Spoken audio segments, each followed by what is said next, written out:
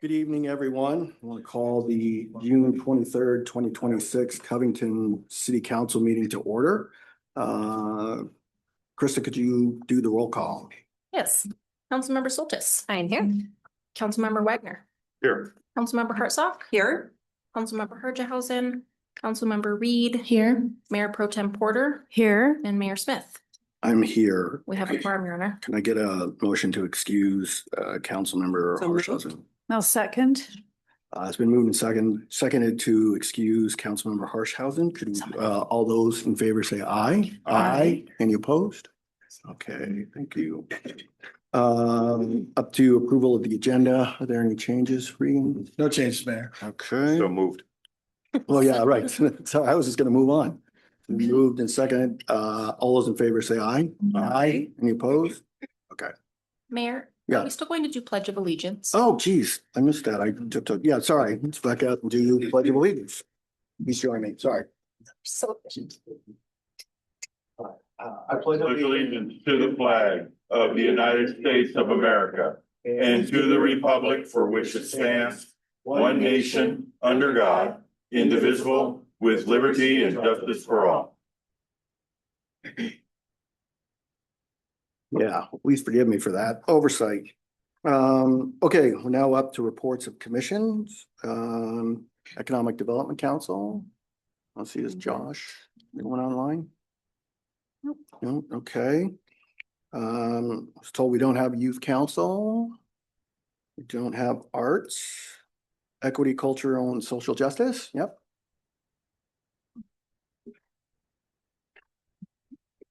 Everyone, Hello. good evening. Yeah. So I'm Janelle Johansson. I am the chair for the Equity, Social Justice, and Culture Commission.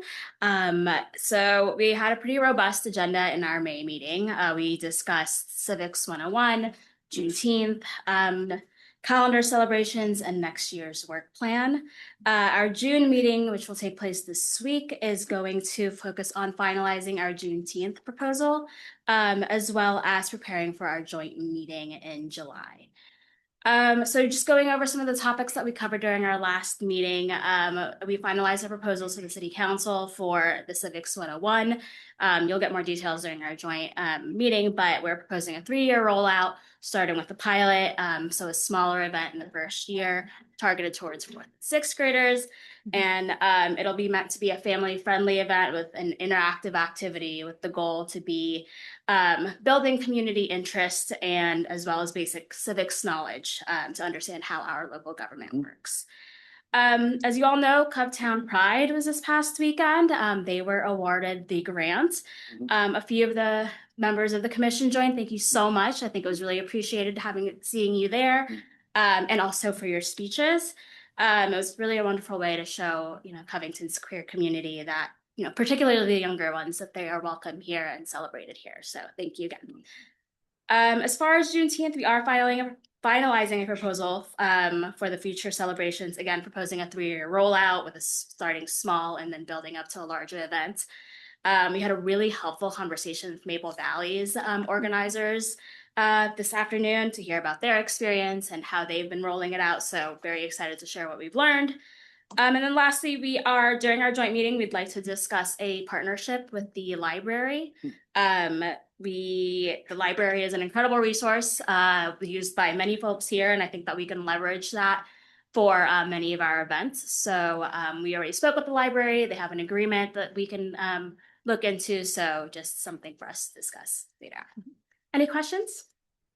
I think so. All right. Thank you very much. Thank you. Yeah. Up next is Human Services. Oh, yeah. Great. Good afternoon, guys. Jay Heron, one of the Human Services Commissioners. So going over our last meeting, we went over the OPMA new requirements, and then also went over the revising tool. We wanted to make sure that we improve some consistency to make sure that the evaluation process is going well. We also went through and reviewed, it was 33 different applications, and made kind of decisions on which ones we would probably be moving forward with and which ones we definitely weren't. We also had a reallocation of funds. We had the Medical Teams International decided to, I guess, return the grant essentially. So we redirected that money towards the Recovery Navigators project. And then, yeah, basically for the next meeting, we're going to be finishing reviewing some of the applications, going through and seeing which ones we're going to go ahead and get approved or denied. So, any Okay. questions? Yeah, any questions? No. How much was that reallocated grant? $3,500. Okay, interesting, yeah. And can I ask why it was returned? Or was it just, I do not know why it was returned. I believe it was they didn't fulfill something or other within the application or Parameter? something like that. Yeah. okay, thank you. Okay, thank you. Yeah, thank you. We don't have a Parks and Rec report, Planning Commission. Okay, yeah, moving quick. 47th district. We confirmed that they would be here a couple days ago. They're not here yet. I just So- sent a text to find Okay. out their status, but if you want, Mayor, maybe just move on, yeah. Okay, we'll recognize them when they get in.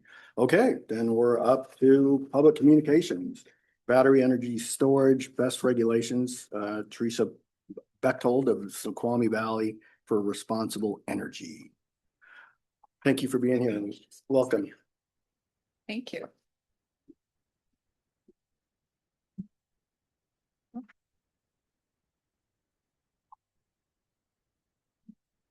Thank you. Mhm. Good evening, council members, Mayor Smith, and neighbors.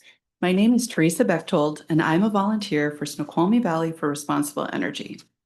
We've been raising awareness about Puget Sound Energy's proposed rate increases tied to battery energy storage systems, which are known as BESS. We're also working to raise awareness about public utility districts because our electricity shouldn't cost more to guarantee PSE's investor profits. Yesterday, we met with legislators from state legislative districts 5 and 12, and we appreciated your introduction to legislators from legislative district 47. We wanted to also thank Covington and James DeLay especially for sharing expertise. We just learned about battery energy storage systems on St. Patrick's Day, and all of the work that you guys have done have really helped introduce us to this field, and we appreciate it so much. Because thanks to your work, we know that BESS present risks to health and safety that we don't yet know how to address. We also know that for-profit utility companies and battery builders try to take advantage of regulatory gaps to profit from the risks they put on our communities. Those regulations and processes have lost public trust, as evidenced by how many lawsuits are filed and how much fear we and our neighbors feel about being part of those processes while reading these regulations. Tonight, I'd like to share some of what I've learned about Washington's Energy Facility Site Evaluation Council, FSEC, and its underlying statutes. Although I am an attorney, this isn't legal advice, and your esteemed city attorney remains your best advisor. We would like to keep working with you to rebuild public trust and preserve public safety by improving state laws in 7 ways. Right now, FSEC reviews and recommends energy facility plans so their construction, operation, decommissioning, and site restoration follow environmental requirements. The FSEC process is optional for BESS.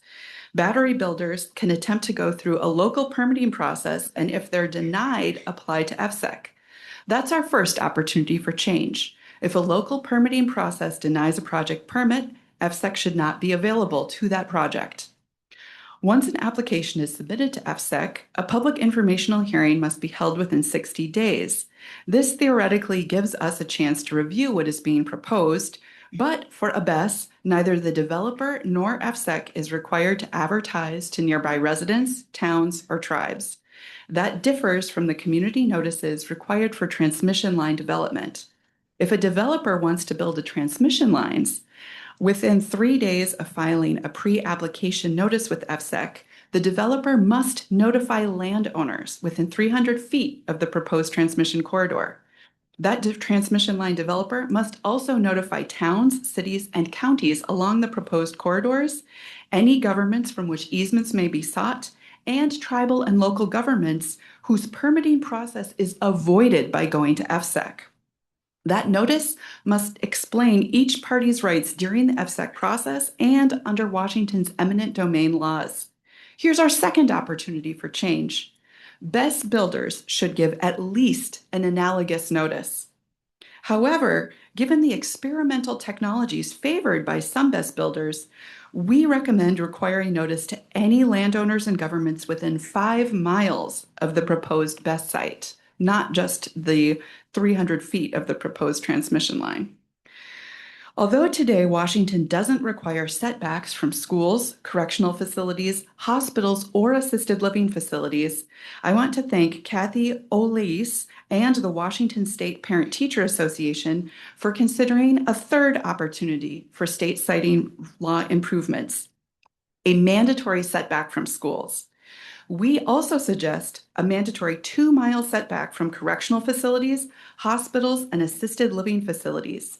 Like schools, these are places with particularly vulnerable populations that face unique challenges when trying to evacuate. Returning to what FSEC does today, it conducts an environmental review that may result in a determination of environmental significance. If it does determine that the site changes proposed are environmentally significant, FSEC assigns a state attorney paid for by the applicant to represent environmental interests.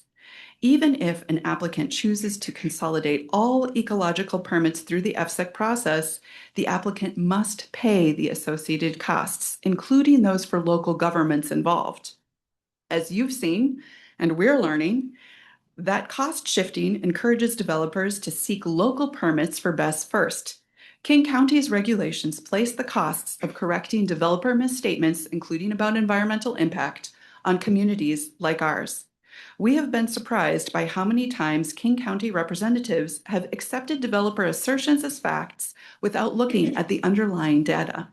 Here's our fourth opportunity to improve state laws.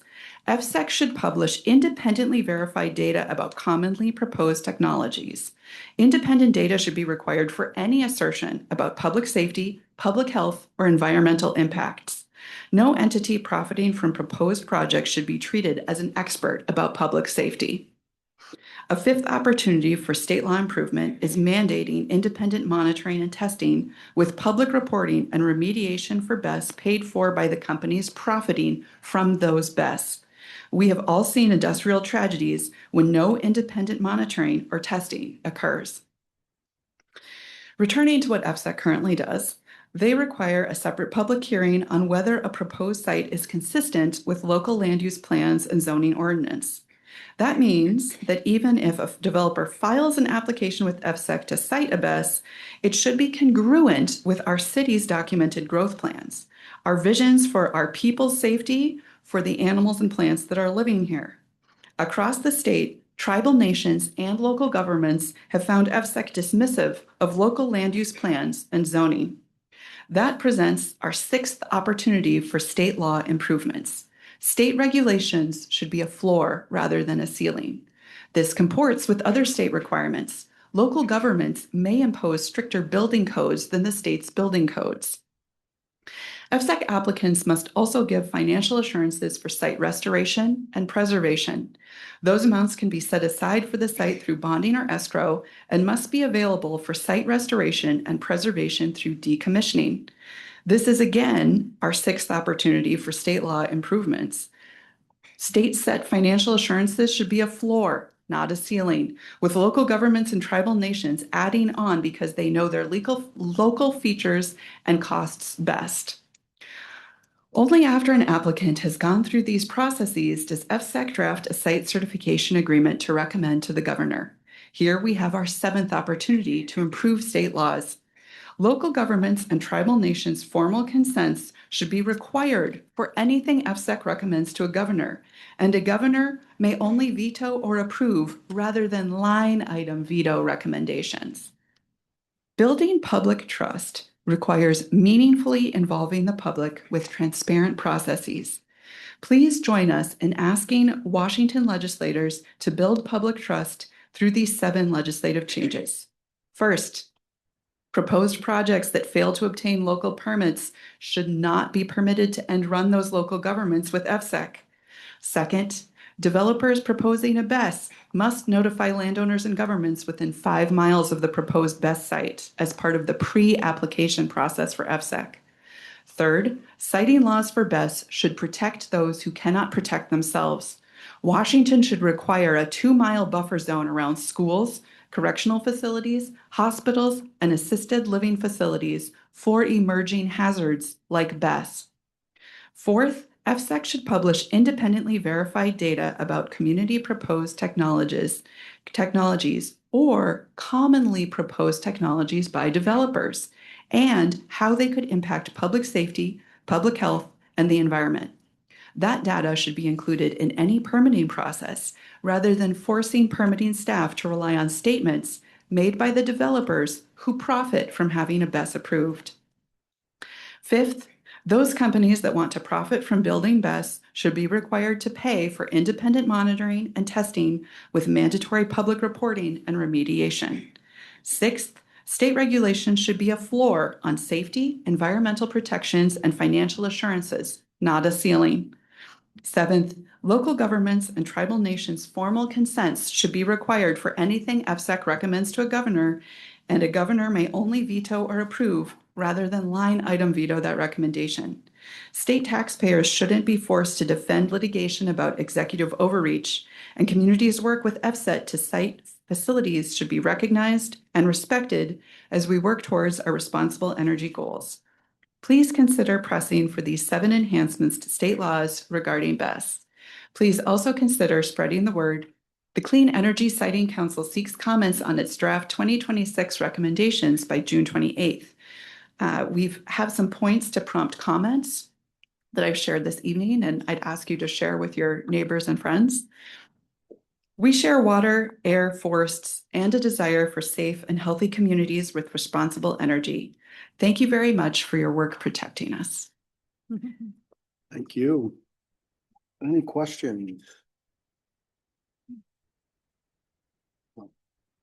Yeah, go ahead. Just a statement, though. I really appreciate, there's a lot of information, and thank you for summarizing the points that we can help. For folks that want to help, at least we've got the bullet points that it's a unified recommendation.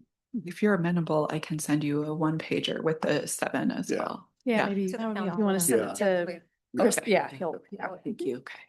Thank you. Yeah, Christine. Can I just say, I was driving home from Snohomish, where a really good friend of mine lives, and I saw a sign and it says, "Don't mess with us." Yeah. You know, you've probably seen them. It made me smile. Thank you. Thank you. Good. The other, I don't want to. So in your comments, thank you again. Appreciate you being here tonight, in answering, well, giving us your thoughts on BESS and some of your recommendations. I just want to clarify a couple things you asked about. So you mentioned a standard setback should be 5 miles from some of these sensitive areas. What is the rationale for that distance? Why that? Yeah, so the 2 miles is one of the things that the Washington State Parent Teachers Association, a 2-mile setback is something that they're discussing. The 5 miles that we like is because during the Moss Landing fires in January of 2025, there was a 8 square mile evacuation area, but the furthest distance from the facility was 5 miles. So that was why we were thinking 5 miles was probably a great buffer zone. But none of us know enough about this technology, and it also seems to really depend on weather patterns. Mhm. So if you get some gusty winds, you might need to evacuate further in the direction that the winds are blowing the plumes. If it's still, you might just evacuate about 2 miles in a radius around. Nobody knows enough yet. But what if I'm hearing you correctly? We might want to err on the side of caution, being Yes. more safe, that this has the potential to, if there's a catastrophic fire, impact people miles from this facility. Yes, Okay. absolutely. Yes. How would you respond to people, making statements that those who are opposed to BESS, simply don't understand the technology, or, it's changing and the record's getting better? What do you say to that? I would say that those people probably haven't looked at the underlying data collected by the industry. So EPRI is the source for the best statistics that we have. And they themselves, Or best? for the statistics we have on BESS, particularly lithium ion BESS. And yes, the EPRI is the best source for Yeah. the best data. Okay. But one of the things that we've noticed is that a lot of developers tend to just take a picture of the chart that shows the decrease in the number of fires Mhm. rather than presenting the data and using the data, because the EPRI's data actually permits you to calculate the fire risk for a BESS depending on its size. And so the risks of spontaneous combustion increase along with the size. And so if you look at the EPRI's underlying data, they actually let you calculate out, like, here's our risk. And I will say, having just stepped into this in March, the chances of a lithium ion BESS fire have increased since we started looking at that data. So between I think it was a 37% chance when we first started looking at the EPRI's data at the beginning of June, around June 6th, when we looked at their reported lithium ion fires again, that incident rate had gone up to 42% over the 20 years that a BESS is anticipated to be in service. So that's what I'm talking about when I say that the data really doesn't support the assertion that these are safe. The other thing that we have found is that developers tend to pick and choose the parts of the information that they give you. So they'll tell you it only burns for 6 hours, or it only burns for 12 hours. Surely that's fine. But they don't ever tell you that while it's burning, it's actually emitting hazardous materials that OSHA does not permit in the workplace without full hazmat gear. So that's something that your normal house fire does not actually do. It does not emit hydrogen fluoride at very high concentrations. So. Oh, yeah, go ahead. You're saying 42% of the places that have been built so far have.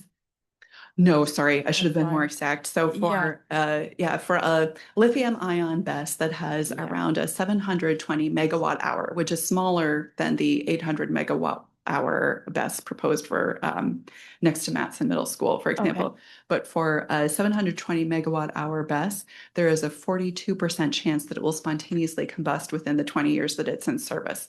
And it's slightly higher for the 800 megawatt hour BESS proposed, but not by much, because they're actually relatively close in size. Okay, thank you. for the Yeah, clarification. I saw on page 5 of this white paper you sent us. I'm glad you mentioned it, but you said EPRI, which collects BESS failure statistics, found that an 800 megawatt lithium ion battery carries a 25% plus or minus risk of failure over 10 years and a 43% chance of failure over 20 years. So just so you have reference for that source on page 5 for that.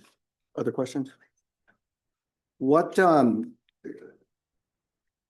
maybe you could follow up with this, but I think things are happening so fast in this arena. We've got BESS. Now I'm hearing about data centers. Spokane just put a moratorium on that because they found out one of their new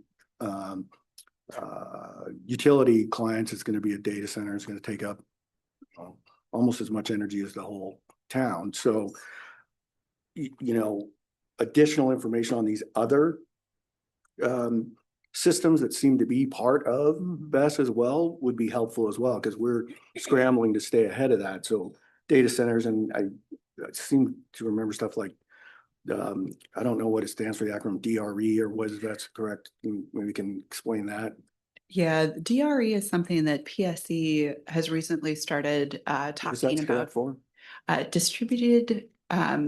Distributed resource energy, I think. So basically the idea is they think that between 1 and 5 shipping containers worth of BESS, lithium ion BESS, should be viewed differently than the larger lithium ion BESS. So they think up to 5 megawatts, which is 5 shipping containers of lithium ion batteries, should be treated differently. The literature doesn't exactly support that, although I will say that because the chances of spontaneous combustion increase with size, it's true that you run a lower risk of combustion just because there's less battery there.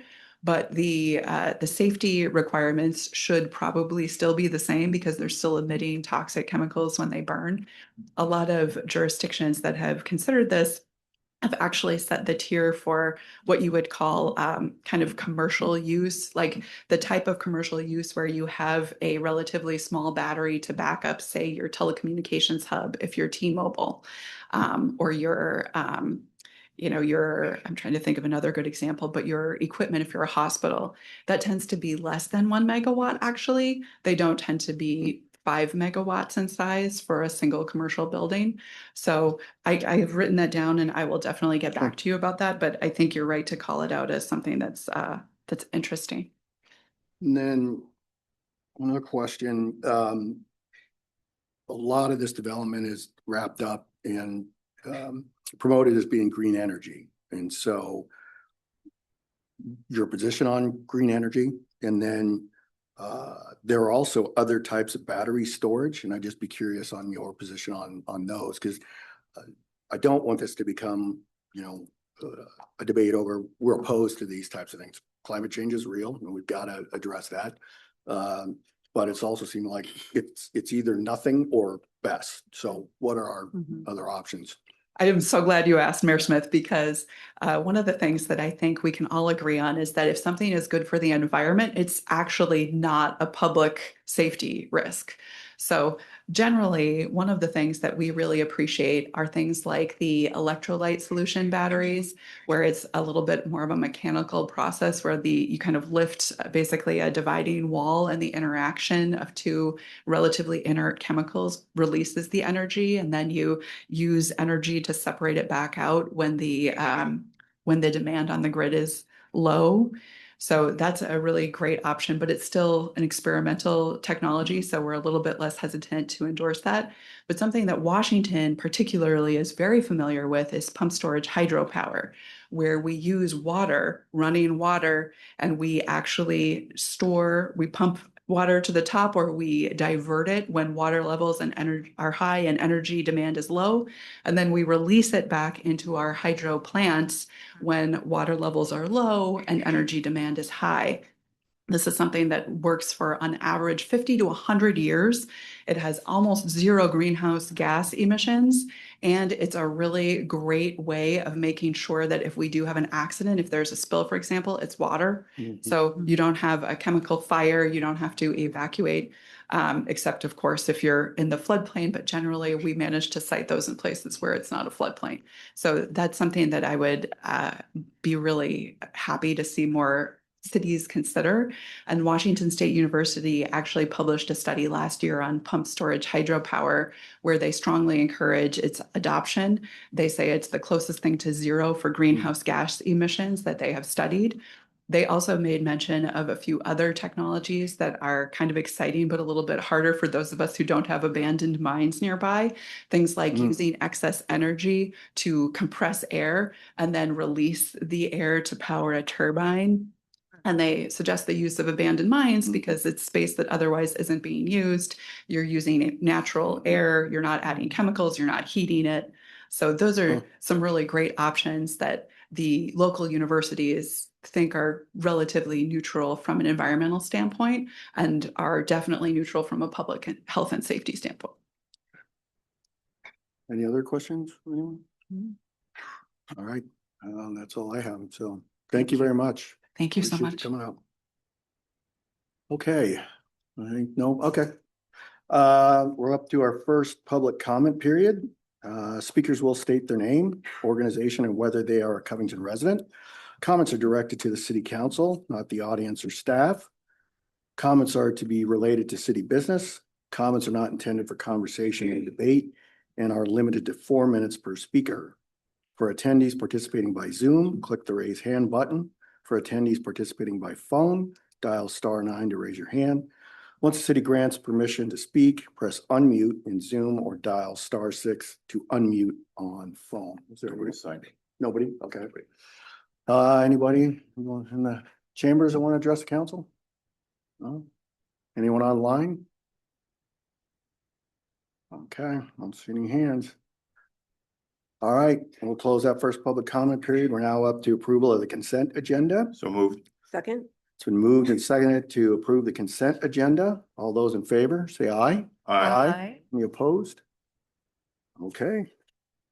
Up to new business now. New business item number 1, discuss opportunities to honor Major Ariana Savino. I guess that's, who am I turning this over to? This was just a council recommended item, so just for council discussion. Okay. We did provide, you'll Yeah. see at the dais, the sheet that I emailed out yesterday that Ethan put some options together Yeah. to start the discussion. Debbie, do you have any thoughts? Have you heard anything from the family? I know that they have accepted the next Tuesday's meeting date, to Okay. come for the proclamation. I have not asked them specifically what types of things they would feel would honor Ariana the most. I did tell them that the city's talking about a number of different things. One might be a plaque. Would it be a plaque that hangs in City Hall, or a plaque that goes in a park, or perhaps a bench? And I think given where they're at with their state of mind right now, that all sounded fine. It was just one more thing they didn't really talk about. So I'll make a suggestion that, knowing what they're going through right now, it may be best for us to do what we think will honor her best in our community, and share that with them. I just believe that they will be happy with anything that we do. I also just want to remind you that they're moving to Puerto Rico probably after September. So it's likely that, let's say if we were to do park bench, that probably wouldn't happen before then. And we could video or do a live, like a live streaming of us doing the dedication, unless they happen to be coming out, and then maybe we could time it with them. If anyone feels like or especially if the group feels like we really should get their input on this, then I'm happy to pose. Well, one item, we did talk about a park bench, but if we use an existing park bench, say at Jenkins Creek Park or Founders Park, then all we need to do is order the plaque, and that can be done before they move. And you gave us possible how much that would be. It's $400 to $600. Yeah, I think we could find that. I think, anyone else here? I think, oh yeah, go ahead, Joe. Well, I don't, go ahead if you want, but Yeah, I was gonna just say, I think we ahead. should do that, the plaque. It should be kind of a yes and. I think we can do the plaque plus additional things. I've been thinking, like we did for Kentwood, we could rename one of the streets. I think, we do have the new bridge over 272nd. I know that's a state highway, but I know of other communities that name bridges after people. I don't know what the process is for that. It shouldn't be that hard. I was also thinking, we've got our Covington Community Park field. I don't know if she played sports or anything, but could we rename the field or the new field after her? So I think it's a plaque and whatever. And then we don't have to make that decision right now, but those are easy, like renaming the field. We could do that for almost no cost, just put a sign up that says, so I think we should just keep talking, but, get their thoughts on any of those. If that would be, if she played soccer, that would be really, it might be appropriate to rename the field. So I don't know. Jeff? so I agree with what you're saying there, Sean, and knowing the timeline. Doing a plaque at one of the benches, like if it's at Jenkins Creek, or one that's gonna be where whoever's sitting there, like let's say their family sits there, that's peaceful and it looks out over a certain area. I would like to go with a street, like we did for Kentwood, but we would have to figure out what street is going to be best for that. Kentwood was a little different just Yeah. because Yeah. the street they wanted to name was actually just a private driveway. Right, yeah. And so that was easy. I believe this is still something we can do. It just may be a little Right. different process than what we're talking about with Kentwood. The other thing, I know it's new business item number 2, but I see that she's also been nominated for honorary citizen of the year, which I don't mean to bring both together, but I think that would be a possibility before they leave. That way they're here. We can present them with that. Because this is like a last chance. And even though she wasn't living here at the time and stuff, but she has done not just, if you're looking at what she's done just for Covington, but you need to look at what she's done for our country. Yeah.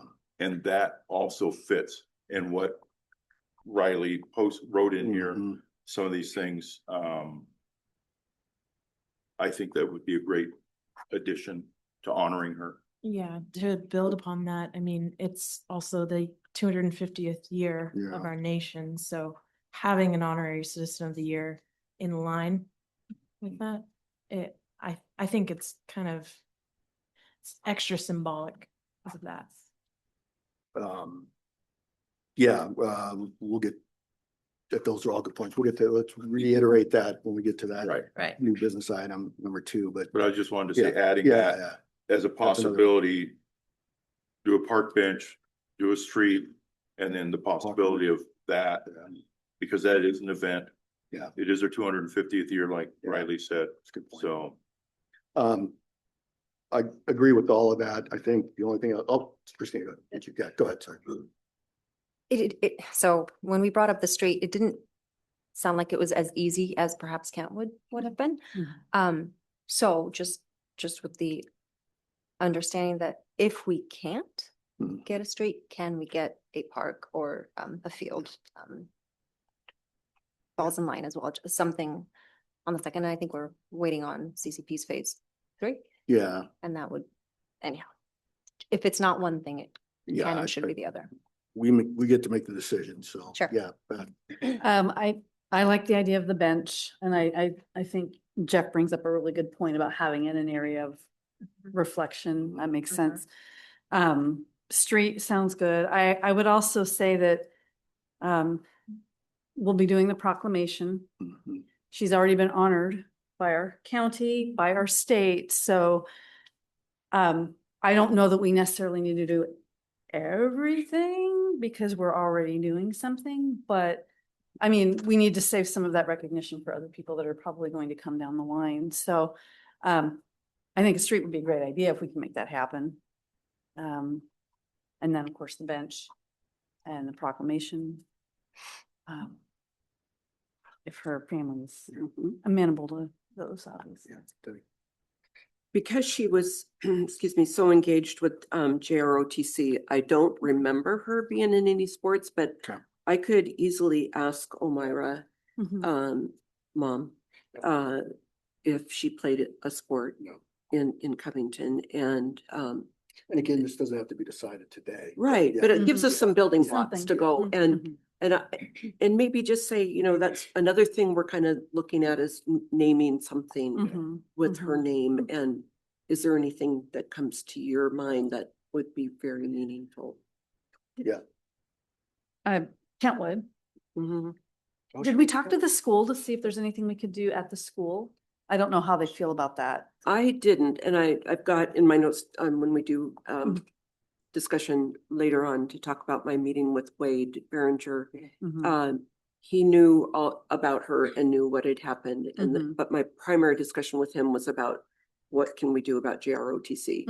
And I had thought too, if they were still there, there would be something that group would want to do to honor her and maybe partner with them on something, but they're closed and gone. So I mean, it seems like, I know some schools and it's been a while since I've stepped foot, but then a lot of times they'll have like a case, Yeah. you know, in the hallway. And sometimes it's like with, athletes and so on, but sometimes it is honoring, like this person came from the school and this is what they did type thing.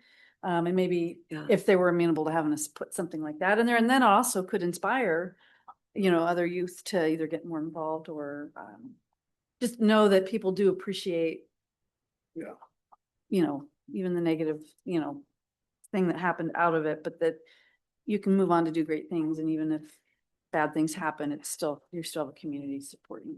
If that pans out, that might be something the youth council could advocate for in front of KSD on too. So kind of thinking long-term.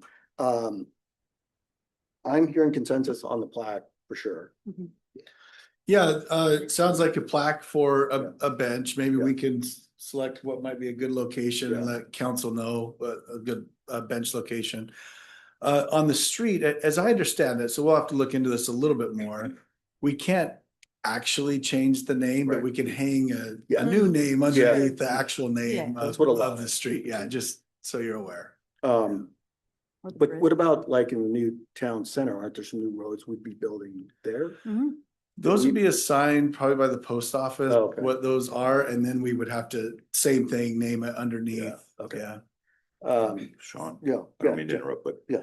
instead of naming a street, we do have another roundabout that doesn't have a name. That's Yeah. a good point. Mhm. Oh. We can do the roundabout by Costco, Yeah. and that doesn't Mhm. require renaming a Yeah. street, Mhm. because we did. Right, Don that's just Henning something we roundabout. can. Yeah, allow that's a them good to idea. do. Because we've got the Foss roundabout, Don Handy roundabout, and then the other roundabout. No, I'm gonna build on that. Like I said, I heard the plaque, but I think this could also, I don't know if all of you've seen Maple Valley's Veterans Memorial. Oh. Yeah. They have, at some point, I'd like to have a Veterans Memorial in Covington and this honoring or whatever for Major Savino could be an impetus to have, bigger, eventually a veterans, memorial. So that just want to think about that too, that, that might be something, it could be. Community More Park positive, Phase 3. Yeah, exactly. So anyway, so a lot, you have enough direction for now? Well, I have direction on the plaque. Yeah, that's, I think, Okay. yeah. Can- I really Okay. like the roundabout idea. Yeah. So Yeah. would you mind talking to them if they're okay with naming the roundabout after her? Yep. I mean, If that's what council would like to do, maybe Debbie can go forth with that. And then if it's a yes, Debbie, if you just want to let me know, then we can start that process. I guess you'd have to see if all councils on Yeah. board with that. Well, I think there's- Yeah. Sorry, I didn't mean to. And that style would be like, we have a standard template sign for those. Is there a way to like put like an American flag or something on it? I don't too? know that we have a standard sign, so I think we could design like the name of it. You mean this is the. Yeah, We have the major- Don Henning and then the Foss roundabout. Yeah, They're on wood. yeah, Yeah, would, that's I mean, keep it similar, but then have something to kind sure. of offset it. Yeah, I think that's a good idea. And then I guess if there are many, well, that'd be great. And but if they're not, then what other suggestions do you have? So, And then start with that, but say also, what would you think about yeah, if they. like a soccer yeah. field or a sports field? And then do you want me to follow up with the Kentwood principal or do we want to wait on that for now? Wade said that, that she would be a huge supporter of us trying to get JROTC back. But again, that was up along those lines, not Mhm. necessarily. Yeah. Do you guys want me to touch base with her? I don't think it hurts. Okay, Yeah. all right, Yeah. okay. So just to wrap this up, we'll work on the plaque Mhm. and get that going. I'll wait to hear back from Debbie. If it's a yes on the roundabout, we'll start that process. Yeah. If it's a no and something else, that'll come back to council. Yeah. Yeah. Cool. Sounds good. All right. Any other?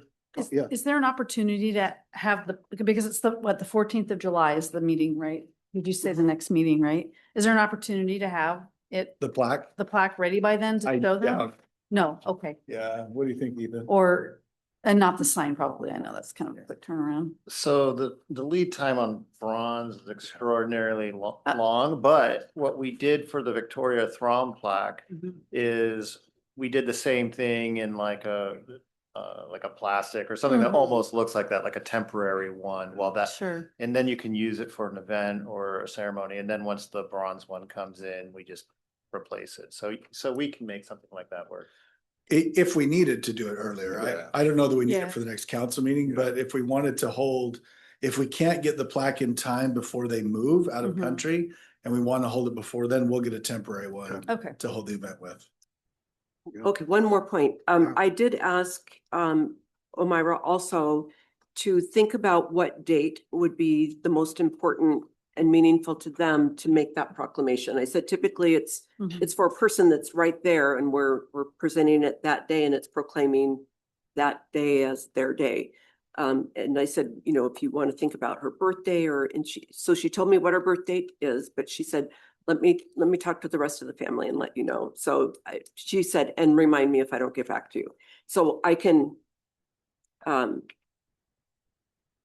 just throw that into the same conversation that we Yeah, that'd still be need great. the date for the proclamation. Okay, perfect. Great. Thank you. Otherwise, I guess we just make it that day. Or we could, or what would be nice is if we thought we knew about when that plaque would be done and we could put it on the park bench, make that day, or wait and do it on her birthday. It's October, I think 28th. I'd say we don't need to wait to do the proclamation. We can put her birth date on there if that's the one they choose Okay. and do it at the next meeting. Who's drafting the text for the plaque? Do we get to? We haven't decided that Yeah. yet, but we'll figure that out. Okay. I think, yeah, we'll put something together. If council members or Debbie, if you have something specific Yeah. that should be on there, just let us know. It won't be a lot. Right. but Yeah. You only yeah. want you only want like 3 sentences. Yeah, that's, If that, yeah, If that, yeah. yeah. yeah. So, Yeah. okay. Her name. All right. Any other questions? No? All right. Thank you. Appreciate all that. Now up to new business item number 2, discuss selection of citizen and honorary citizen of the year. It's to us again, so I guess, Which one do you want to start with? the way the motion is written, it starts with citizen of the year. So, yeah, Do we want to do this by motion? I can't recall how we've done it in the past. yeah, I think that is, Make a motion of who you would like to approve. Okay. I make a motion to nominate Roberta Brooks as Citizen of the Year. Second, okay. It's been moved and seconded to nominate or approve Roberta Brooks for citizen of the year. Beth, you want to speak to your motion? Yeah, I mean, I've had the opportunity to work with Roberta in different aspects. I know that, like, I met her through Rotary, so there is that connection, and but she's also regularly volunteering at the storehouse. She is heading up a project in an Elk Run farm through Rotary support, but she's taking the lead on the community learning garden, which will help. Like scouts are getting involved from all over the area. The plant science students at Maple Valley or Tahoma High School. And she does a lot in the community to raise funds for our organizations. I mean, it might go through the Rotary, Covington Rotary, but the reality is that money gets parsoned out to Vine Maple Place or Dawn or whoever else needs asks for it. And so there's a really huge connection, and that wouldn't happen without her efforts. And she also, for anyone that might be aware of the 100+ Women Who Care, it's a national, basically a crowdfunding group. And the South Foothills was started in 2019. COVID hit. The original folks that started it up have kind of dropped away, and they were just going to drop it. And some of us were like, that probably shouldn't happen, because if we can get enough people together, we can continue to give money to support local nonprofits. And so, again, she stepped up to take that on, along with a few other folks in the community, Tamara and Jennifer Liggett, and they're keeping that going. So through that, continuing to be able to raise funds in different ways for, a lot of our groups are chamber members, the Storehouse,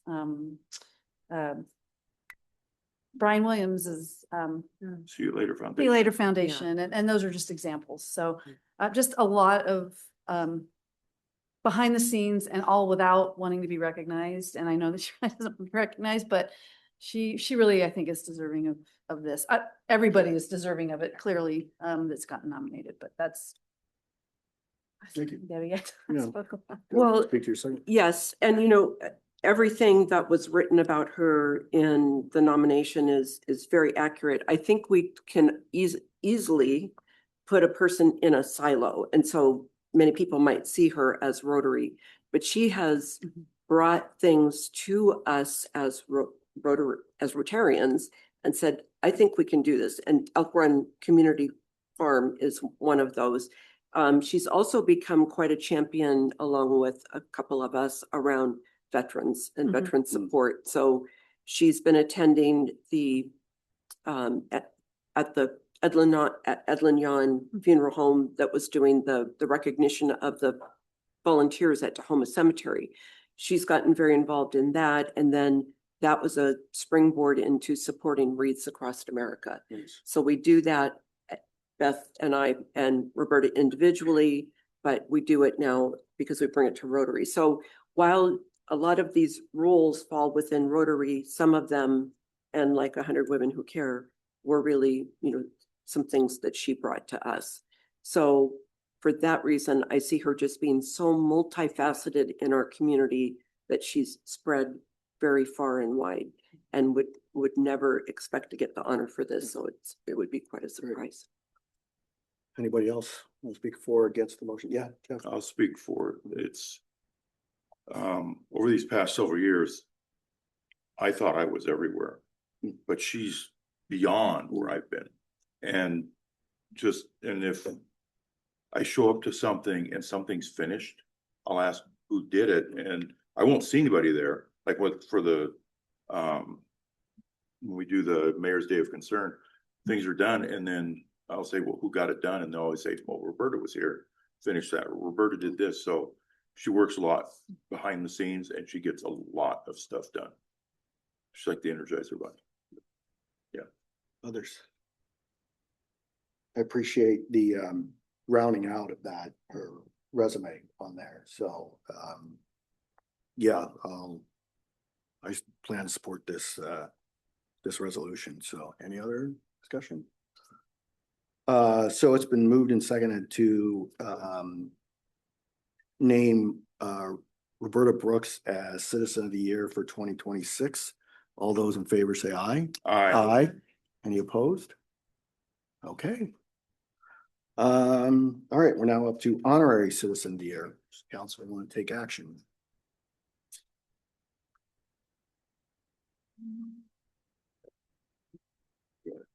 Go ahead. I would like to nominate Lynn Savino as Honorary Citizen of the Year. Okay. For the reasons that we stated earlier. It's been moved. Is there a second? Second. Okay. It's been moved and seconded to name Ariana Lynn Savino as Honorary Citizen of the Year for 2026. Jeff, do you want to speak to your motion additionally? Well, on top of what we said is that while a lot of things she didn't do right here in Covington, even when, she went to Kentwood High School, she did ROTC there, JROTC. Yeah. She was involved in the community when she was at high school. Yeah. And then for what she's done for this country, I feel that this would be a very fitting Honorary Citizen of the Year. Riley wrote some very good things in this nomination. And there's not enough words to describe any of our veterans who have paid the cost for our country. Thank you. Debbie, speak to your second. Thank you. When I think about what she did for Covington, she took the spirit of Covington and lived that outside of our community. So those of you that have been in the service know that when you're with your group, your team, your squadron, no one's really from where you're at. They're from other parts of the country. And so the common question to everyone, where are you from? Yeah. She was from Covington. And so our name was used out there in a very good way, far and wide. She took that spirit with her. She lived that spirit. She was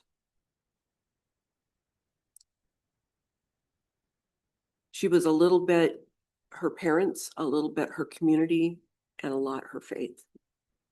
And all of those three things and more led her to be the person she was meant to be.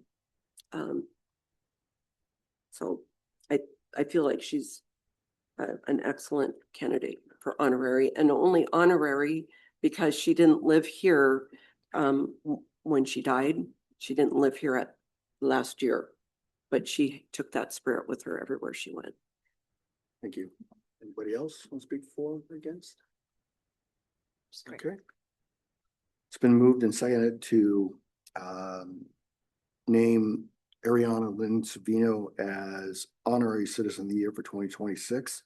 All those in favor say aye. Aye. Any opposed? Okay.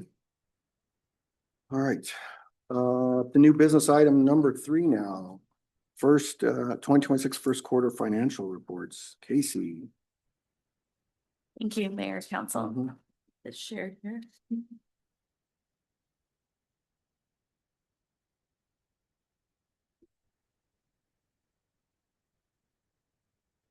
Okay, first quarter reports.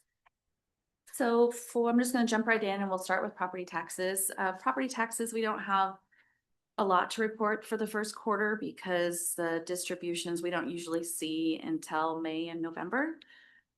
So what I will mention is we've received about $130,000, but I will point out what our levy for this year is 3.4 million, and the assessed value, or excuse me, the rate this year is 70 cents per $1,000 of assessed value. And our assessed value increased over 4.2%, excuse me, over last year's assessed value. So a little bit of an increase we saw there. For our REIT funds through first quarter, we're at about 35.4% of budget. So REIT's actually been coming in fairly strong. For first quarter, we saw 10 new home sales and 52 existing home sales, 1 commercial sale and a building sale. The average existing home price was almost $717,000, and the new home price was almost $1 million, so $998,000. Both of those we've seen increase over the same time last year as 2025. The existing home prices increased about $45,000 or 7%. And the new home prices increased about $163,000 or almost 20%. So saw a little bump in those going into first quarter this year. For our retail sales tax, collections are at 26.6% of budget. So right where we would expect to be this time of year. Comparing each quarter to, or each category to last year, retail was higher by 1.1%. Construction was higher by 25.8%. We've really seen a bump in construction over last year. For food services, we're down a little, but 10.1%, and all other categories were increased by 7.4%. The HB 1406, again, we're seeing collections just a little bit higher than last year at 3.8%. And same with the HB 1590, just a little bit of a bump over last year at 3.6%. And then the street fund, we've received 26.7% of our budget. And so I was just going to mention on the TBD sales tax, you may or may not remember, but a portion of that sales tax is going into the CIP fund to be used for pavement preservation. So we've been kind of just accumulating it in there and waiting for a project to spend it on. We currently have about $1.3 million saved up in that fund. And I was just speaking to Public Works today, and they just received their pavement condition assessment report.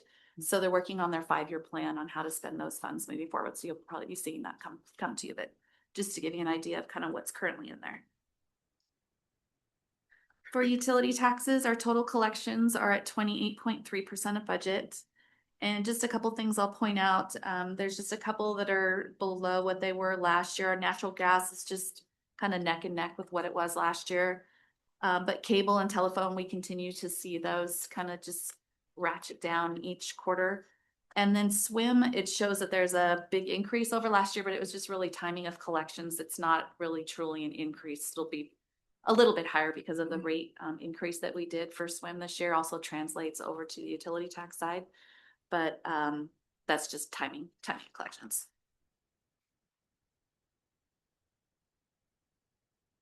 Okay, for business and occupation tax, I'm starting to get a little more data that I can report. I have 3 whole lines on this graph now, but it'll get more as we move forward. We're currently at 38.3% of budget. As you may remember, last year, our budget was 2 million and we came in with 2.6.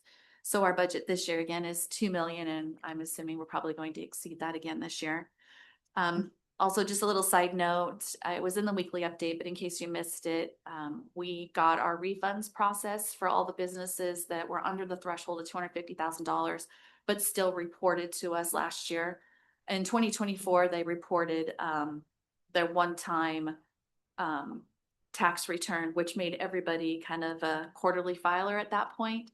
but then they were all under that threshold by the end of the year. So we gave them back anything they paid plus interest on that. So we did 28 refunds. We gave back a little over $5,100 in B&O that we had received, as well as about $248 in interest that they had earned on that we had earned on that money we gave back to them. So hopefully we had some happy folks when they got those checks they weren't expecting. Because I can tell you, in my experience of talking to the other cities and being part of the ADVC tax users group, we're probably one of the only cities that do that. So. So it's great. Interfund loans, there's really nothing to report on those. Those balances are the same as they were last quarter. So I'm just gonna kind of skip over those a little bit. For the general fund, our operating revenues are at 24.6% of budget. Again, where we'd expect to be this time of year, if not a little bit higher, because we don't see those property taxes come in until later. So we're in a good spot for where our revenues are. Total expenditures, excuse me, are at 18.6% of budget. Again, where we normally are, kind of about this time of year. I'll just point out, there's really only one department that is over where I would expect to see them this time of year, kind of like 25%, and that's the Central Services Department.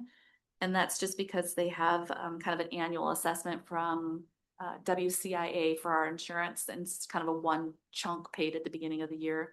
And so you'll see that catch up as the quarters move on.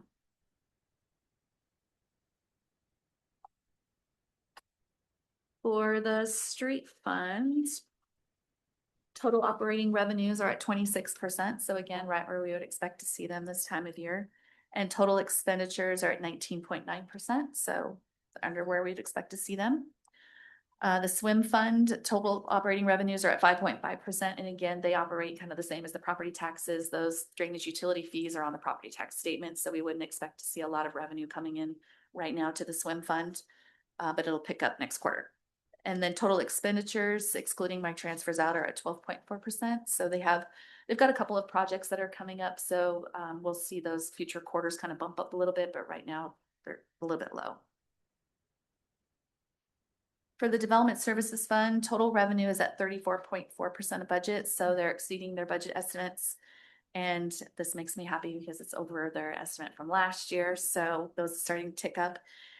Even though you'll see that the single family residential permits are at 15 compared to 36 for 25, all other permit categories were 118 compared to, and this is a typo, it was not 109 last year, it was 80. So it's quite a big jump in all other permit categories, as well as I'll mention that the valuation on those permits is higher than they were in 2025. And a lot of our permits are based on the valuation of the project. So we're seeing more funds come in. So for total operating expenditures, again, they're under where we'd expect to see them this time of year at 23.5%. For aquatics, recreation, and cultural arts, aquatics revenue is at 20.8%, and recreation and cultural arts is at 18.3%. And this is right where we would expect to see them this time of year. Their revenues tend to tick up during the summertime and the kids are at school and everybody's participating in those activities in the pool. And then operating expenditures for aquatics are under budget at 18.5, and same with recreation and cultural arts at 19.2. And then I will just mention that the splash count has gone up from 2025 to this year by about 7%. Okay.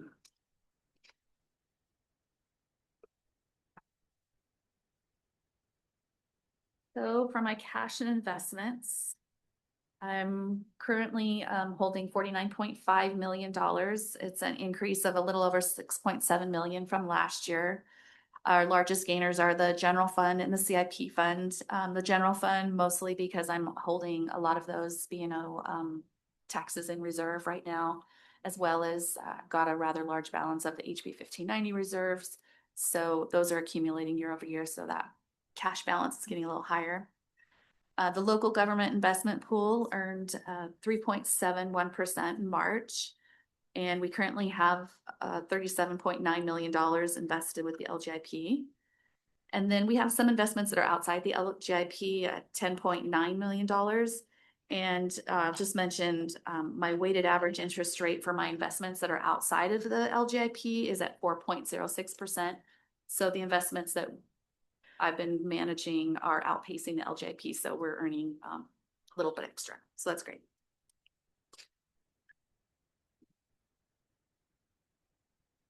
For the capital investment program, not a ton to report in the CIP fund for first quarter. We've collected $220,000 in traffic mitigation fees. Collected quite a chunk in park impact fees though, $575,000. Our park levy fees we expect to see in June, so there's nothing to report there.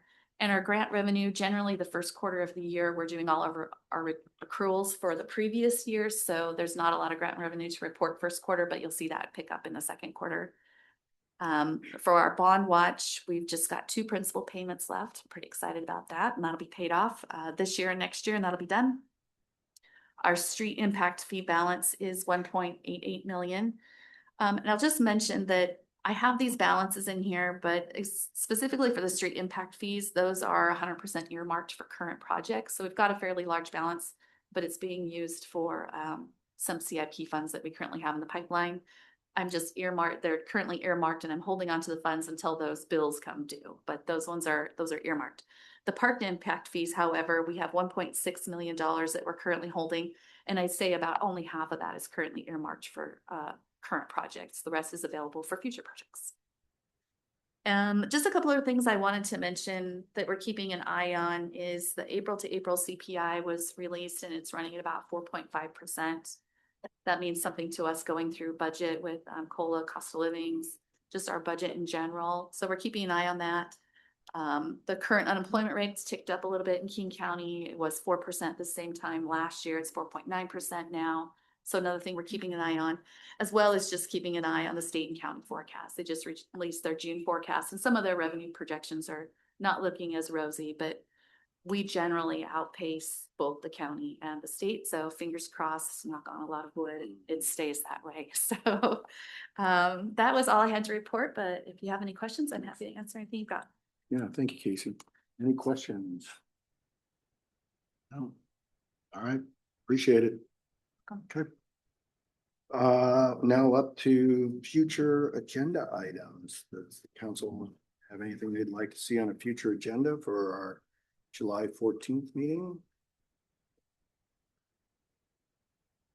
We don't have any agenda items for the Equity, Culture, and Social Justice meeting yet. I just reviewed their agenda today, so that'll be published with the packet. Okay, Yeah. all right. And then just the one item on the meeting for the review your summit action items right now. Okay. All right.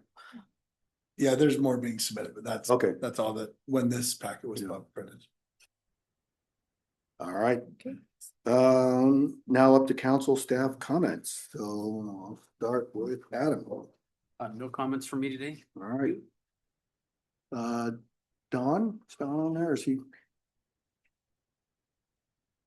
No, He's not here. Okay.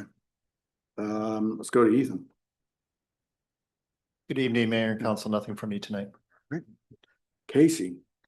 I sent out the invitation to the entrance conference coming up. I was trying to get it open really quick, but if you've seen that email, if you plan to attend, please let Krista or I know so we can see if there's a quorum, and then I can get the links out to whoever would like to come. Okay. And it's remote via Teams. Thanks. Selena. Good evening, Council and Mayor. Nothing from me tonight. Regan. Thank you, Mayor. So apologize about our legislators not showing. I just found out Representative Entenmann is in Spokane tonight. I've not heard back from Senator Kaufman yet. Representative Stearns wasn't going to be able to make it in the first place.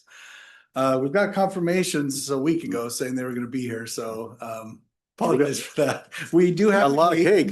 So please take some cake home with you tonight and think about our legislators as you eat it. All right. So, or should I just stretch the meeting till Chris? Yeah. Hope they show up. Yeah. Until Deborah can drive back to Spokane. Yeah. Another item, we left a fun present for you on the dais, this packet here. If you need help lifting it, let me know. I can help carry that. And it should be accompanied with this map, which might be a little hard to see. So I did send you a link to this virtual map that you can zoom in and see the exact addresses and whatnot. So these are for our routes. We've split the city into 7 different routes to assign one route to each council member. Of course, myself, I think Ethan, we've got some commissioners that are willing to help as well. So let us know. We're happy to go out with you or cover what you're not able to cover.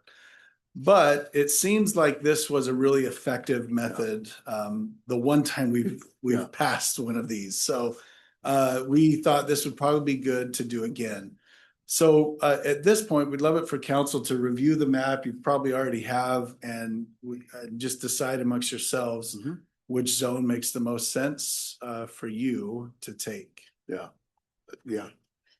I'm within zone 5 and can walk my neighborhood and cover that area. I can do zone 4. Harvey. Do 3. So zone 5, what did you say? Zone 4. 4? You're 3. zone 3? Oh, yeah, that's right. So Christine, it's up to you. Which one? Jeff, if you don't mind just taking his own and then we'll help you do it, but then it helps us know who's assigned to which. I don't have them. You see. No. I also reside in zone 5. But let's go with zone 6. I'm familiar with that one as well. So we have zone, sorry, I reiterate. You got 4, 5, and 6. Oh, I think we have 3 too, though. you know what? 3? Well, wait, 3, I 4, think 5. I think I live in zone 2. You're in zone 2. Yeah. I think you're Okay, in zone 2. so So 2, On zone 1. No, she lives in zone 2. No, she lives in zone 2. yeah, so Yeah, she's in 2. 72nd. No, she's in High Point. It's in zone 2. High Point, it's zone 2. yeah, it's all zone 2. Oh, So do you want zone 2? yeah, Debbie? unless, did somebody already pick No. 2? Okay. No. I'll Got take zone 2. Okay. Beth's got, remind me, zone 4? Yes. Zone 4. Riley's taking 5. Correct. Christina's taking 6. Yes. Jeff, sorry, what did you say you were taking? Well, Whatever it leaves you want. 1 and 7. So which one do you want? I'll take the other one. Where are they? There's 7. 7's up where Um, Crestwood is and Matson. Zone 1 is down here, Jenkins Creek Park. I guess I could use 7. I'll do So I'll 7. take 1. Okay, Got that? we got it. I'll just go through it real quick. Jeff is zone 1, then Debbie, and then who's 3? Sorry. that's what I was wondering. Oh, zone 3. Yeah. Oh, Jennifer, Yeah. by default, I guess. Yep. I mean, Okay. Sean, which one did you take? I took 7. Do you want 3 instead? No. I'm fine. Yeah, so zone 1, Jeff, zone 2, Debbie, zone 3, Jennifer, zone 4, Beth, zone 5, Riley, zone 6, Christina, zone 7, Sean. Perfect. Sound good? It's good. So we also placed, and I can email this if you want, maybe I did already, but some talking points if you'd like those. I think there is the information on the flyer if you do talk with someone. There are flyers with no rubber bands, so if you speak with someone, you can use that one. If no one's home, you can hang the one with the rubber band on it. And do we have, how many are in each stack? I'm sorry. So not enough in this packet to cover your entire zone. So once you need more, or before you need more, let us know and we'll get them made. There's not an exact amount though, no? No, we didn't count Okay, on that's these, fine, yeah. fine. We went by stack size, Yeah. and put them in there. That's so, fine. Yeah. Yeah, Beth. Did you mention there were other commissioners and maybe staff that are interested in helping? Yes, Should I'm- we like I'm happy to partner up come so out. that like we can divide and conquer? However you want to do it. Yeah, partner up. We can, You want to we pair go them up with us together. or? Yeah. well, I think we only have 1 or 2 commissioners at this point. We're going to continue to reach out. So Well, it would be interesting to see where they live.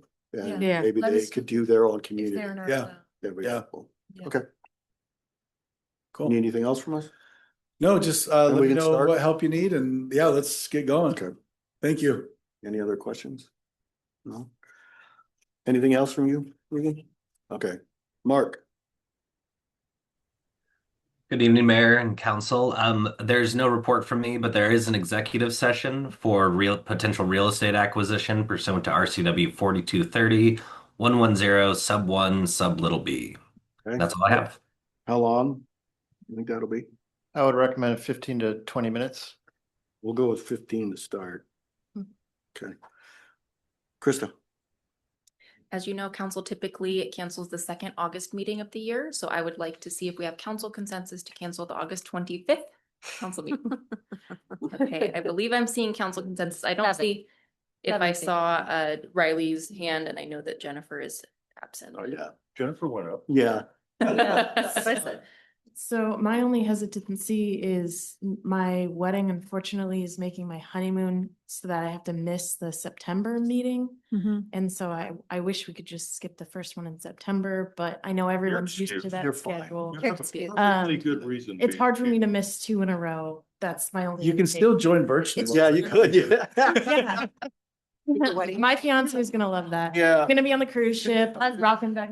He will be my husband at that point, won't he? Oh my gosh, that's so strange. Yeah. Yeah, I'll see if I can join. Yeah. It's only No. one. It's only one. Don't worry about it. Yeah, you're only missing one meeting. So. Yeah, Thank you. I'm gonna have a long We, break. we won't bring her up as a panelist if she joins, so. Thank you. All right, Christina. Oh, thank you for a wonderful, wonderful meeting. Thank you for the presentation. So informative, always. I had a wonderful time at CCP today with Jeff.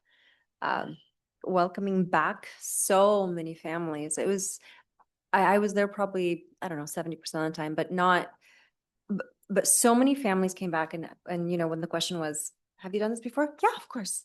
And so it's just a really cool culture that we've built within Covington, and it was very pleasant to see. And yeah, outside of that, like I mentioned last time, we did cancel the skip meeting this month due to Juneteenth. It fell on Juneteenth, and we will collaborate again in July.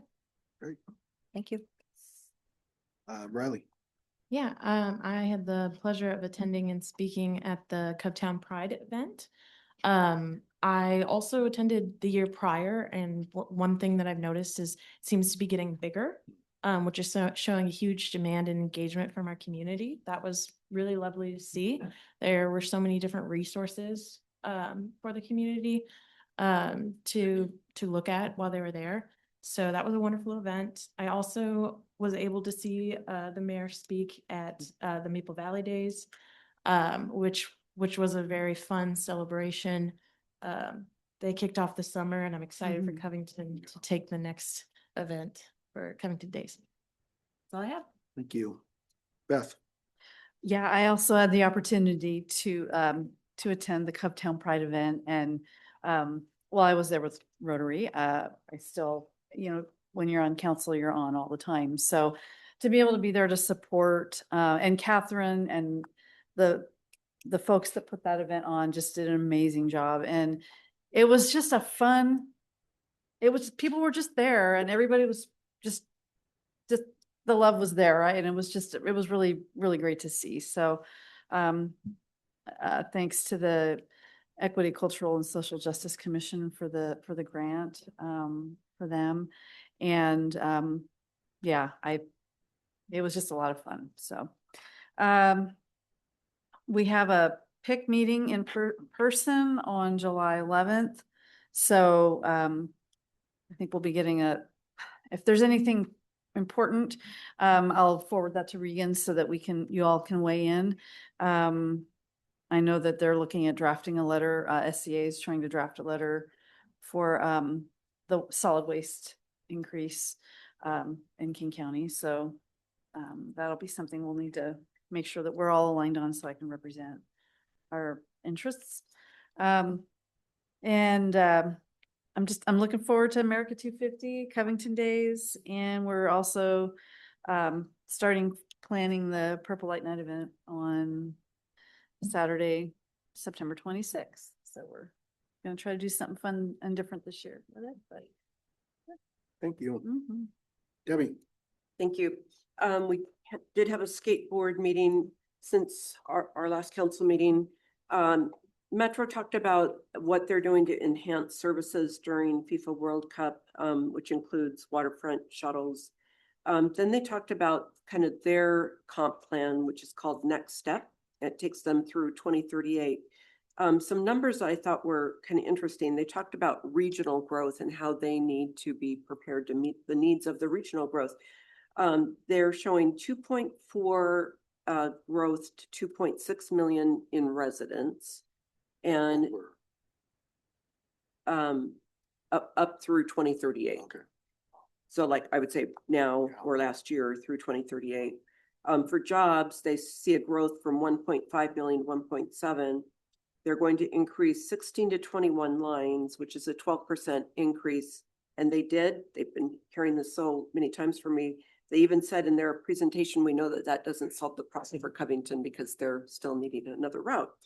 The airport master plan talked about, they've got their SEPA hearing on July 21st. They've designed, SeaTac was originally designed to take care of 39 million passengers. Right now it's up to 52 million. And they project that by 2050, we will have 170 million passengers going through. But that's why they're going for the second terminal, which is out where Doug Fox Travel is now. So that's what the SEPA is all about. And they're saying, and they can't do it with one airport. So they're still asking jurisdictions, do what you can to find an appropriate siting for the second airport.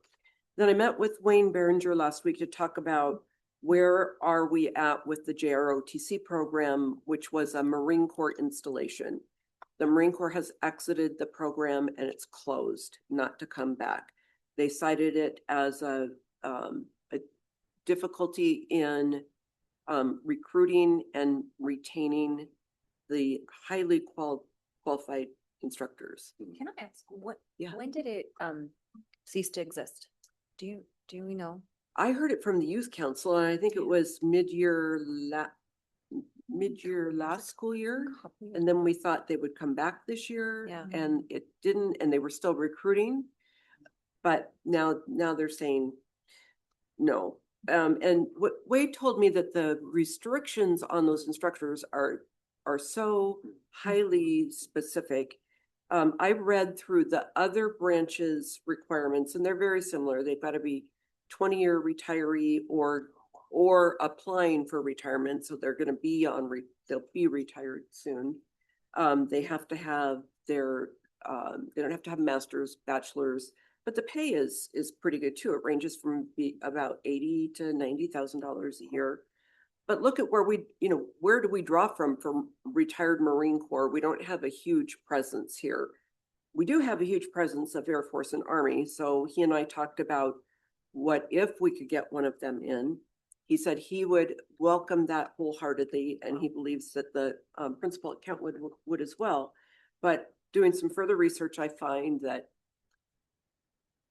Federal Way School District has 2 JROTC programs that are both Air Force programs, and they are both unstaffed. So they're looking for instructors there. And we've got the same thing happening with Army and Air Force around our like Puget Sound area. So what Wade heard, and I heard this in talking to someone else from the Air Force over the weekend, is that if there are vacancies in other competing areas like Federal Way, there's probably not a chance that the Air Force is going to say, yeah, let's just put another one right here in Kentwood that we also can't fill. So very disappointing and not what any of us want to hear, but I think there are several of us that want to keep pounding the pavement and see what we can find and not give up quite yet. I had a question, not a comment, on notifying the citizen and honorary citizen of the year. When it comes to notifying Ariana's family, they're not just going to get like an email from someone they don't know, are they? I guess that's. Yeah, we were wondering if she was selected, if that's something you would want to pass on. We can do it however you prefer, but. I'd be happy to, or maybe. It might be better. Well, they will. City. Well, they will be here on the 14th for the proclamation. Could we wait and surprise them with that at that event? Of course. At that meeting? What do you guys think? Only thing, go ahead, Joe. No, I said I love that idea. Only thing I wonder is someone from their family would ride in that parade. Would that be enough? to the, let them know that we'd like to invite them to do that. Yeah, they might Instead, want I'd to. say, well, that next week Yeah. we're busy, so I don't know. I mean, Okay, I don't know them, but it does seem like whatever our standard procedure is, if it is coming from the city, I mean, they'll know and they can CC you on it, so it's not like Yeah. it's just a random, imagine they know who it came from. Yeah, I don't know if we need to surprise them with Okay. that, but relaying the message is fine, I think, if that's something you want to share with them, Debbie. okay. Are you guys okay with that? I don't want to Yeah. take No, the, it's totally fine. take the spotlight on that. And I'd also suggest, I don't know them, but they seem like they value their privacy. Mhm. much And so. so if they don't want to ride in the Yeah. parade, that's not something they need to do. Yeah, that's fine. Yeah. Fine too. Okay. Then I will reach out to them tomorrow. Sure. Is that Yeah, too that's soon? fine. No, Okay. You're okay with it? Yeah, Is everybody yeah, okay with it? yeah. And just say you'll be getting notified by the city, but want you to know this was Yeah. city council unanimous. That sounds great. Okay. And, okay, Anything else? no, that's it. Alright. Thank you. Yeah. Sorry. Jeff? Had the pleasure of kicking off Ready Set Play with Christina.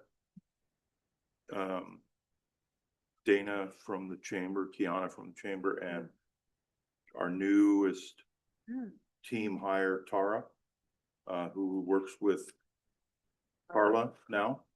And she was getting lots of pictures and posting them online, good. so, yeah, and we did 88 kids, handed out 88 lanyards today. I will be there tomorrow also. Tomorrow we expect it to be busy. We had nothing but cakes, handing out free buntlets today. They went through a lot. They're expecting a lot. It's superheroes and princesses, or is it princesses and superheroes tomorrow at the park? So it will be extremely busy. And we're looking for, and I'll be doing the MPD booth at the same time, between the two, to promote that. And then, next week on July 2nd, the chamber is doing their next morning meetup. It'll be at the storehouse. Okay. That's all I Anything have. else? Okay. Number of things I was gonna mention have already been mentioned, so I'll skip those in the interest of time. The last RFA meeting was last Wednesday, just a couple things of interest to Covington. The RFA is ordering 5 new fire engines. The typical fire engines period of service is 20 years, so 10 on active frontline service and then 10 years on reserve, and then after that, it's normally surplus. But these engines are hundreds of thousands of dollars, and there's only a few manufacturers, so as you can imagine, there's a lot of demand and competition to get these. So the fact that we're getting in the queue for 5 new ones, including one for Covington, is pretty good. So I didn't know this, but the RFA goes back and inspects, and they go over the options and the additional, nozzles and everything. They can customize it, for every location. So they have pre-meetings with these manufacturers to make sure we're getting exactly what we want, and there's no misunderstanding when you're halfway through construction, because there's no going back once it's started. So, and then the other thing of interest is the RFA is going to start collecting firework related data from starting June 25th through the 6th. I think calls for service, ignitions, those sorts of things, and they're going to make that available to the city starting July 8th. So I'll be interested to see what they're providing and the differences between the different jurisdictions that they service, because we have a prohibition on it, but other cities like Tukwila don't. And so I'll be curious to see if there's any difference in calls for service or potential fires in those. Yeah. Just to tag on to that, and Chief, just the other morning at like 7 a.m. Lake Point, somebody, I mean, it was loud. I was like, Yeah. what on earth? I mean, was happening? luckily I was That Lake leaving to Point work, but people were sleeping. Bomb or some dirt. It was a really, really loud firework. And I was like, is that coming from Lake Point? And I've heard. so I've heard them the last. It might be 4 helpful in the nights mornings my if somebody neighborhood. can do before the construction workers get there. I mean, it was like, maybe it was even at 6 or 6:30. It was early in the morning. I was like, I was on my last nerve. At Just like, 6? really? It was early. 6 a.m. They were at 4 a.m., some of them. Yeah. Yeah. I was up, so I mean, it wasn't me. Yeah, I mean, no, I mean, I was awake, but I was like, I'm sure my neighbors are still sleeping Likely and don't want story. to. Sure. Well, we needed a bigger hole over there. Yeah, yeah. Want a deeper lake. And then I attended the joint chamber meeting between Covington and Maple Valley. I thought that was really well attended. Met, businesses and interested entities working in our area. So I think both chambers are doing a great job, but I really appreciate all the efforts Dana's making to promote our city and, market it to other potential businesses. So, what was the name of the place that we went to? What was that called? Rainfire. Yeah, it's a long way out there. Wow, that's like. The end of the road. Yeah, I kept Really nice. driving. I'm like, did I miss it? So. Okay, well, that's all I got. So now up to the second public comment period. Speakers will state their name, organization, and whether they are a Covington resident. Comments are directed to city council, not the audience or staff. Comments are to be related to city business. Comments are not intended for conversation or debate and are limited to 4 minutes per speaker. For attendees participating by Zoom, click the raise hand button. For attendees participating by phone, dial *9 to raise your hand. Once the city grants permission to speak, press unmute in Zoom or dial *6 to unmute by phone. Anyone in the council chambers like to address the council? Anyone online? Okay, I'm seeing hands. All right, well, we do have an executive session, so what time is it now? So let's go to, what is that? 8:46, and then we'll come back and we'll take no further action. All right. Okay, we're back from executive session. There's no further, council's not going to take any further action. So we are adjourned at 8:46.